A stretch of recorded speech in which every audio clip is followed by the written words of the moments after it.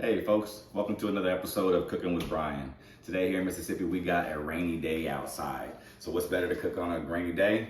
Big pot of chili. So we got our big pot back there on the stove getting ready. I've got all my ingredients here. I like to make my chili straight from scratch. You know, I don't like to use much of the extra stuff. So I'm gonna kind of show you guys what my recipe looks like and how I do my chili. A few things I like to use here is some tomato sauce, 2 cans of tomato sauce. Well, some chili beans, red beans preferably, that's what I like, but you can use black beans, whatever works for you. And then a can of this Bush's Chili's Magic. This stuff does wonders. It's got a lot of seasoning in it. It's got pretty much everything you need. It's like a chili starter, if you will. And then, of course, the trusty Rotel salsa. That one always goes so good in everything nowadays. And the one thing that just really sets this chili off is the chipotle peppers and adobo sauce. What this does here, you just put these guys in there, let them cook in the chili for a while. They give off such a good taste. It's not too spicy, but it just gives it the right amount of spice. Some people will pull them out at the end. I usually pull mine out. You can leave them in however you want them. If you leave them in the chili long enough, they'll actually kind of dissolve and break down. So we're gonna start out by getting this bacon open. I usually put a little bacon in my chili. Not everybody does bacon, but it gives it a really good flavor. So I'm gonna start off by cutting this bacon off into some pieces, getting it started in my pot. That's gonna be the first thing, and then we'll move on to the other ingredients. Got our bacon in there, cooking away, getting ready. Now we're gonna go ahead and chop up our onion and get that added to the bacon.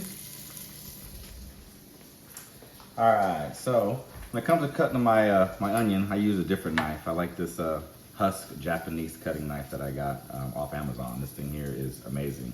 It's so sharp and it's just really handy. When you go to cut with this thing, it's really just amazing when it comes to cutting like vegetables and onions and whatnot. Look at that. This bad boy is one of the best.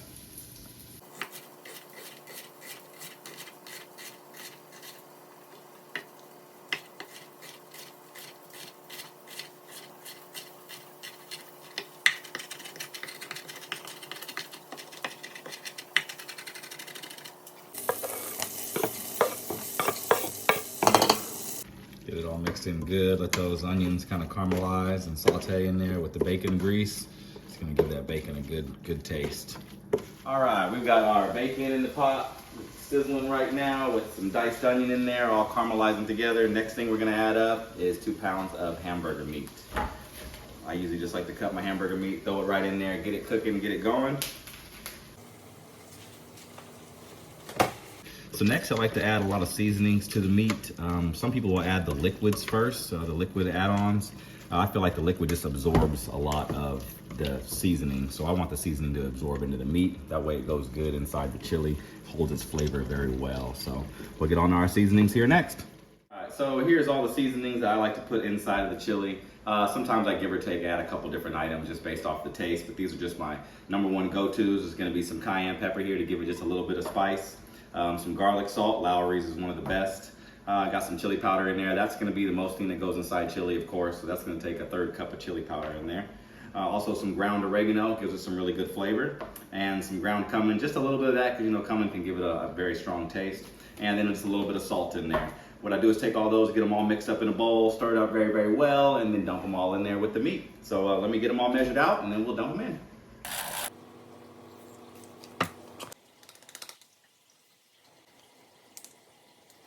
One thing I forgot to mention, I like to use a little bit of minced garlic. Some people will use fresh garlic. It does the same exact thing. I just think the minced is a lot easier to just add into the seasoning. But all you need is a little bit of minced garlic. I like to put about 3 teaspoons in there. It gives it a great flavor.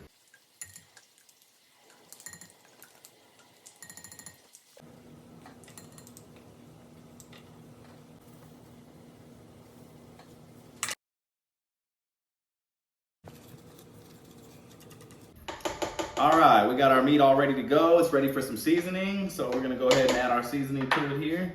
We got our bowl all mixed up that you saw us mix up earlier. So let's go ahead and just dump it all in there. Don't be shy. All right, so we are ready to add all of our liquid ingredients. We've got our meat all prepared, ready to go. Some folks just like to dump everything in at once. Me, what I like to do is I like to start one at a time and kind of let them seep in. I always start with the Bush's Chili Magic. Like I said, that's gonna blend very well with all the meat. So I'm gonna go ahead and add that guy in there right off the bat, get them stirred up a little bit, get them kind of blended in, and then we'll start adding the rest of the ingredients. All right, next we're gonna go ahead and grab our chipotle peppers and adobo sauce. Like I said, you want to do everything you can to get that flavor and that seasoning and that spice just kind of seeping into that meat. So that's going to be my next step, is getting those guys in there. And the sauce they come with, that Chipotle sauce, that really just gives it the best flavor. Now we've got our meat in there, we've got our chili starter, we've got our Chipotle peppers in there and adobo sauce.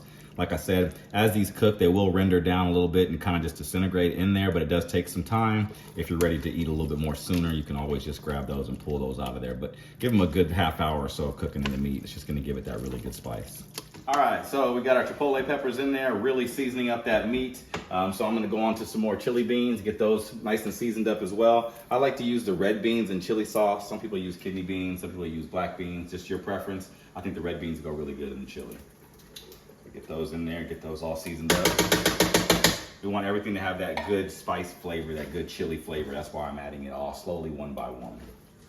All right, folks, we are getting all blended up here. We've got everything in there almost. We only got a few ingredients left here, as you see. I've got my Rotel salsa left, and I always put my tomato sauce in last just because it's so much liquid, it's really gonna fill everything up. I want all that seasoning to really render into all the meats and all the other items as they get added in one by one. So you're gonna use 2 cans of your Rotel. I like to use mild. You can use spicy if you want to be more hot, or they just have a regular one that's really not spicy at all. But everybody in my family likes a little bit of spice in their chili, and on a cold day, there's nothing better to warm you up than some spicy chili. All right, well, we're on our final ingredient, which is gonna be our tomato sauce. That's gonna take 2 cans. These are both 15-ounce cans. That's really gonna add a lot of robust chili flavor, tomato flavor to it. You know, chili always has a lot of tomato sauce in it. So we're gonna add that in there, let all that blend in with all the flavors. And then we'll let this pretty much cook as a whole for probably a good 20 to 30 minutes, just so everything can kind of settle together and cook together and give it all the flavors blend very well. So we'll let that cook for probably about 20, 30 minutes, and then we'll come back and do a taste test and see what spices or seasonings that we need to add just to kind of kick it up and give it that bang. So we'll see you in a few. All right, folks, well, our chili is done. I have went ahead and transferred pots just for easy storage. This pot seems to fit in my refrigerator a lot better, so I decided to switch it over. If you want to come over here and have a look, this chili came out marvelous. Look at that. Isn't that beautiful? Everything blended together so perfectly, and it's got an amazing taste, and we're going to show you that here in a second. All right, well, we got our bowl of chili here. Everybody eats their chili a little bit differently. I like to add a little bit of Fiesta blend cheese on top of there just to give it that good, nice, cheesy flavor, and I like to eat mine with Fritos scoops. Now, some people just eat it with a spoon. It's just as good to eat with a spoon, but it goes amazing with Fritos, folks. So let's give this chili a try and let's see how good this bad boy came out. Get us a nice hearty scoop here with some cheese on it. Look at that. Look at that. That's amazing.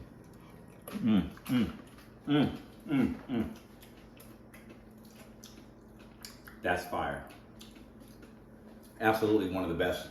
Comes out perfect every single time. So you got a rainy day, you want to make some chili for your family. This makes a good pot. You can feed at least 5 or 6 with this big pot of chili. So hopefully you like this video and you can go ahead and use this and make some good chili for your family. And let me know what comments I can do to make it better. Enjoy.